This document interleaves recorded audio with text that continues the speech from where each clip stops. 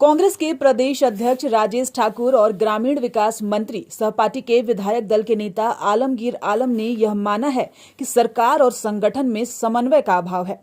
इसे दूर करने के लिए हर शनिवार को प्रदेश कांग्रेस मुख्यालय में अब जनता दरबार लगाया जाएगा। जनता दरबार में पार्टी कार्यकर्ता के साथ साथ आम जन भी अपनी समस्याओं को सीधे मंत्री के समक्ष रखेंगे।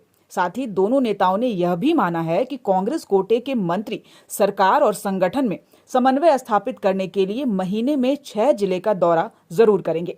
कृषि मंत्री बादल पत्रलेख इसी कड़ी में गढ़वा दौरे पर हैं और गुरुवार को ग्रामीण विकास मंत्री हजारीबाग और रामगढ़ के दौरे पर जाएंगे।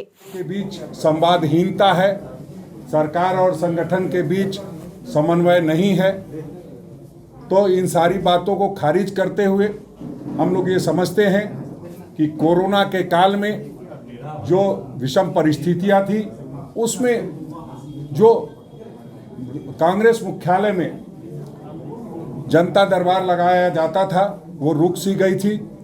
अब फिर से एक बार प्रभारी हमारे आदरणीय अविनाश पांडे जी, हमारे सह प्रभारी आदरणीय उमंग सिंघार जी के निर्देशानुसार हम लोग ने तय किया है कि हर शनिवार को कांग्रेस मुख्यालय में जन सुनवाई होगी।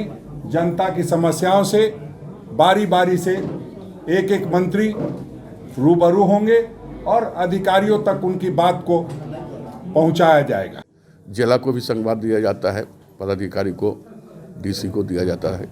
तो उसी तरह हम लोग संवाद स्थापित करके जो भी दूर या कोऑर्डिनेशन की जो कमी है संगठन और सरकार के बीच में, उस खाई को दूर करने के लिए ये कार्यक्रम हम लोग शुरुआत की है।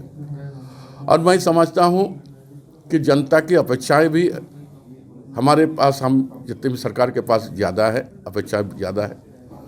और कोविड महामारी के कारण आप लोग जानते हैं कि 31 मार्च तक जनवरी तक अभी भी लगा हुआ था, पाबंदी कुछ लगा हुआ था, कुछ शिथिल भी हुई है। तो इसलिए जिस तरह रैपिडली हम लोग जाते थे, जिला में रुकते थे, कुछ लोगों से मिलते थे, वो ज़्यादा बड़ा पैमाने पर हम लोग अभी तक नहीं कर पाए थे। लेकिन इस बार थोड़ा शिथिल हुआ है, तो ज़्यादा से ज़्यादा लोगों से मिलकर उसका समस्या को सुनेंगे और लिखेंगे और फिर उसको समाधान करने की प्रक्रिया के दिशा में आगे बढ़ने की काम हम लोग करेंगे। न्यूज़ विंग के लिए रांची से मनीष झा की report.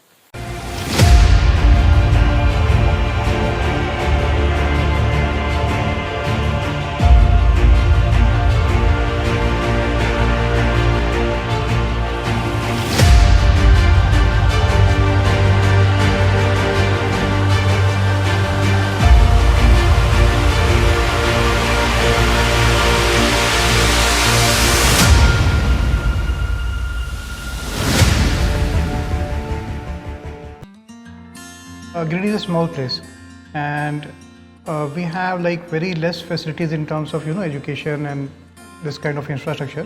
It came to our mind that basically there should be good opportunities for the students of Giridih, those who are leaving the town and going outside for studies, their higher studies and their education. I wanted my son to start with the coding classes, so I researched it online. I got through all the reviews and everything. Then I got in touch with the White Hat representatives, and I was very happy with the progress and all how he was doing. So then I thought that why not to implement it in our school so that all the students are able to learn this thing. I started coding because we can make our thoughts real. We can interact with the computer. White Hat Junior is helping me to create a web browser. And I think on this part, White Hat is actually leading on this coding platform. It is definitely a very good platform and one should implement in every school.